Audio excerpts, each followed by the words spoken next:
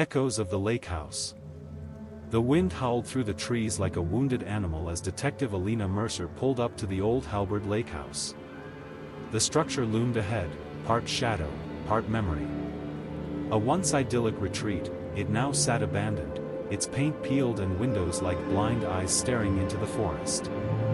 A place forgotten by time, until the screaming began again. The dispatcher's call had been vague, anonymous report of a disturbance, potential homicide, Halberd Lake, old Mercer family property. Alina's heart skipped at the mention of her name. Her family hadn't owned that place in decades. Her father sold it after her sister drowned there 20 years ago. No one had set foot in it since. Until now. She stepped out of her cruiser, boots crunching dead leaves and gravel. The lake glimmered like obsidian under the overcast sky. Memories flickered, laughter, sun-dappled afternoons, and Evelyn's lifeless face bobbing in the water, blue-lipped and staring. Alina unholstered her flashlight and approached the porch. The door hung slightly ajar, creaking gently in the wind. She called out, "This is Detective Mercer. If anyone's inside, make yourself known." Only silence answered. She pushed the door open. Inside, the lakehouse was a ghost of its former self. Dust and decay clung to every surface. Furniture lay overturned, and shards of a broken mirror glittered like ice on the wooden floor. The air was heavy with mildew and something else, coppery, metallic. Blood. A trail of it led from the foyer up the stairs, each crimson drop darker than the last. Hand on her holster, Alina followed the path. The upper floor creaked beneath her weight. It led to the master bedroom, her parents' old room.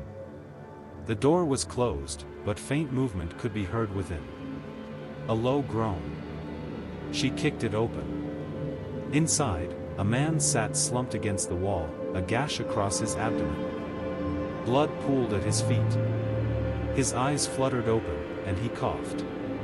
You came." Alina knelt beside him, pressing her hand to the wound. "Who did this to you?" He gripped her wrist, eyes wide. "You don't understand. It's not just a person. It's her. She came back. Evelyn." Alina froze. "What did you say?" "Your sister. She never left. She never died." His body went limp, hand falling to the floor. He was gone. 6 people arrived at the Halberd Lakehouse, all with different reasons, and secrets.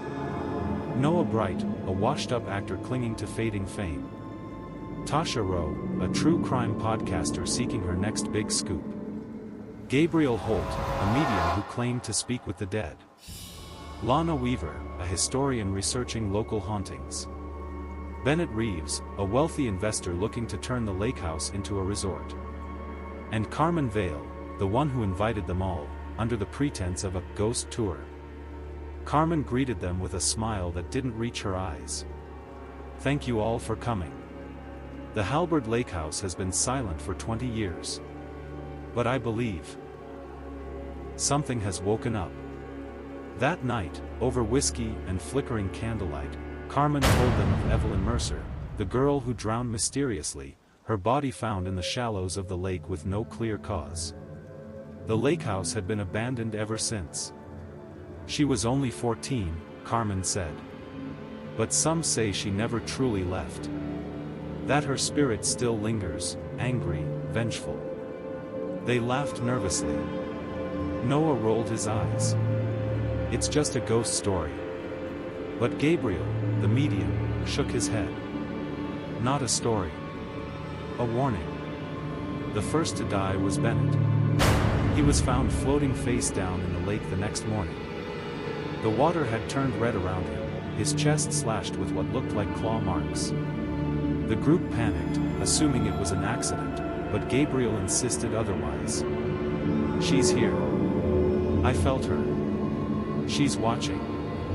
They tried to leave, the tires of their vehicles had been slashed. That night, Lana disappeared. They found her in the attic, hung by a noose, eyes bulging. The walls were covered in scratch marks, as though she tried to climb out. Scrawled in blood beside her was a single word. Liar. Panic gave way to suspicion. Fingers pointed. Accusations flew. Tasha recorded everything, determined to expose the killer in a special podcast episode. But the house had other plans. Desperate for answers, Gabriel conducted a séance. Candles flickered wildly as he called Evelyn's name. The room dropped in temperature. Then, a whisper, not from his lips but the walls. "You left me here." Gabriel's eyes turned white. Blood trickled from his nose. He screamed, "She's angry. It wasn't an accident. You buried the truth." Suddenly, the table flipped, knocking Tasha unconscious. Gabriel convulsed, then collapsed. The lights exploded. When they came back, Gabriel was dead, his face twisted in horror, his hands pressed against his throat as though he'd been strangled by invisible fingers. Only 4 remained. Back in the present, Alina called for backup, but the storm had knocked out radio signals.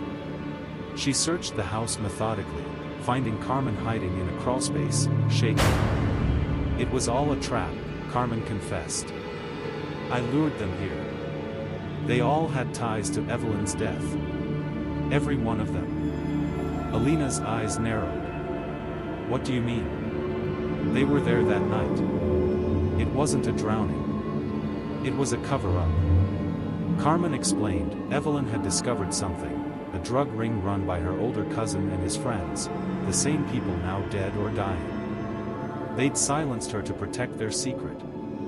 Threw her into the lake and told everyone she slipped. Carmen was Evelyn's childhood friend. She knew. And she waited. "You killed them?" Alina asked. "No," Carmen whispered. "She did." Alina followed Carmen to the basement, a hidden room revealed behind a false wall.